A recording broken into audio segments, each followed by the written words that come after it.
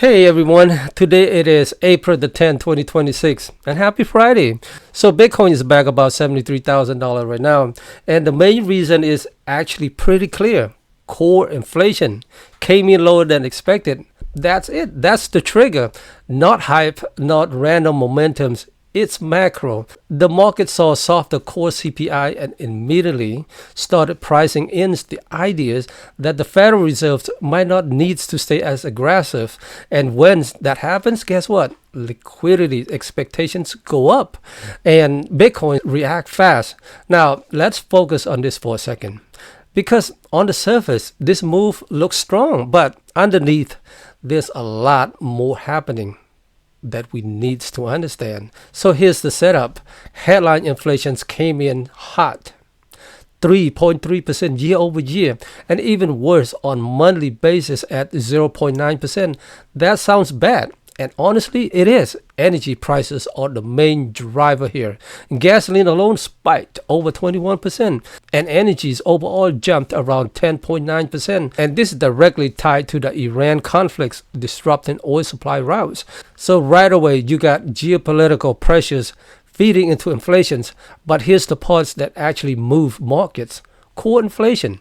When you strip out foods and energy, the volatile stuff, core inflations only rose 0.2% for the month and 2.6% year over year.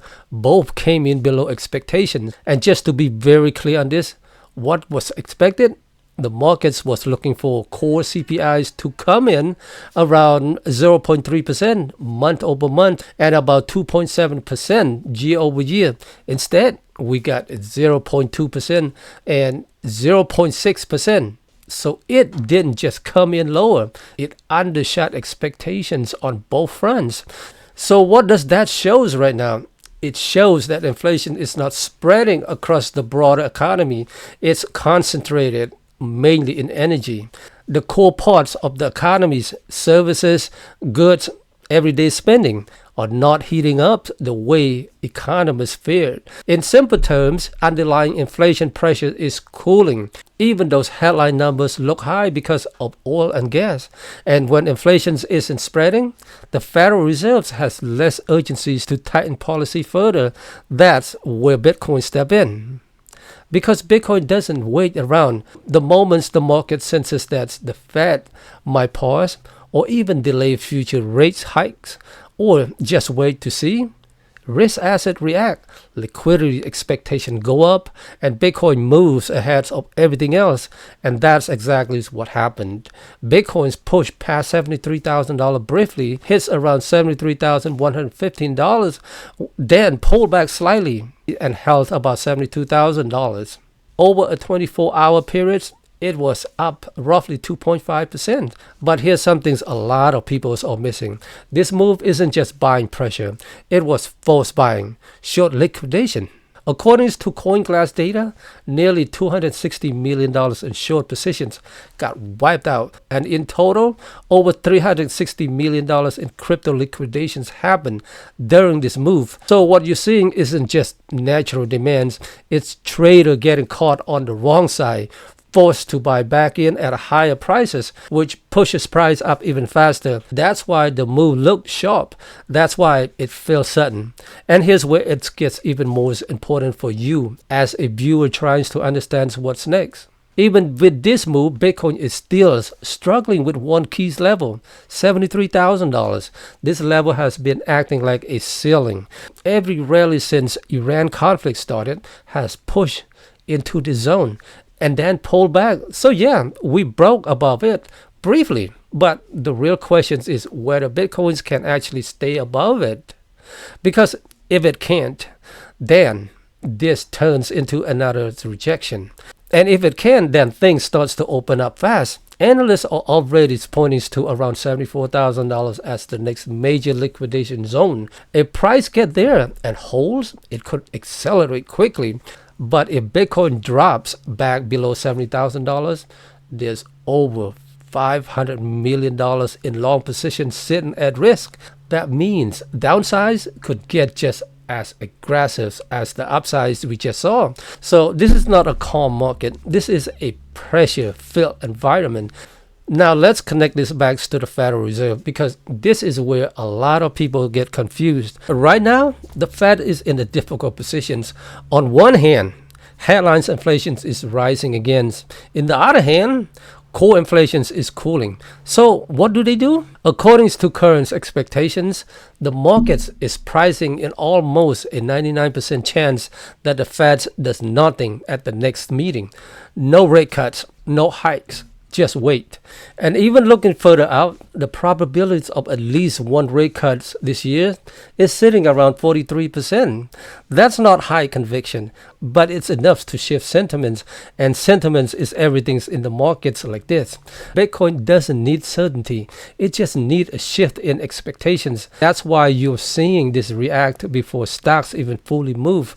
In fact, the S&P 500 opened relatively flat after the inflation report, while Bitcoin moved sharply.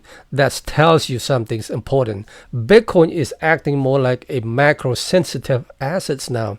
It's reacting directly to global liquidity condition, not just tech stock correlation anymore. And that's the big shift. Now let's take a step back and look at the bigger picture, because I want you to really understand what's happening here. Not just react to price. What we're seeing is a market caught between two forces. On one side, geopolitical tensions, specifically the Iran situations, is pushing energy prices higher, which creates inflation pressure. On the other side, the broader economy isn't overheating. Core inflation is cooling, which suggests that demand isn't out of control. So we got inflation, but not everywhere. That creates uncertainties for the Fed, and uncertainty creates volatility. And volatility is where Bitcoin thrives. So when you ask, why is Bitcoin at $73,000? This is your real answer.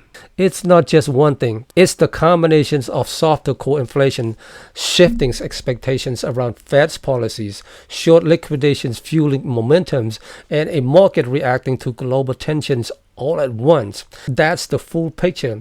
Now here's the part I want you to really think about moving forward. This move does not mean everything is suddenly stable. It doesn't mean we're in a clear breakout. In fact, the way Bitcoin moves, fast up, slight pullback, holding near resistance, that actually tells you the market is still unsure. And when the market is unsure, it tends to move aggressively in both directions. So going forward, watch two levels very closely. $73,000 on the upside, can it hold? And $70,000 on the downside, does it break? Because these two levels are where the next major moves gets decided. And one more thing before you go, if you don't get anything else from this update, get this part right here. Core inflation's coming in below expectation shows that underlying price pressure in the economy is cooling, not accelerating. It tells the markets the Fed has rooms to stay patient instead of tightening aggressively. And that shift alone is enough to move billions of dollars and push Bitcoin higher. Bitcoin is no longer just reacting to crypto's specific news. It's reacting to inflation data, global conflicts, Federal Reserve's expectations, and liquidity shifts across the entire financial system. That's the game now. So if you're watching Bitcoin, you're really watching the war. And that's exactly why moves like this happen fast and catch you off guard. So let me know what you think. Do you believe Bitcoin's whole about $73,000 this time? Or are we setting up for another rejection?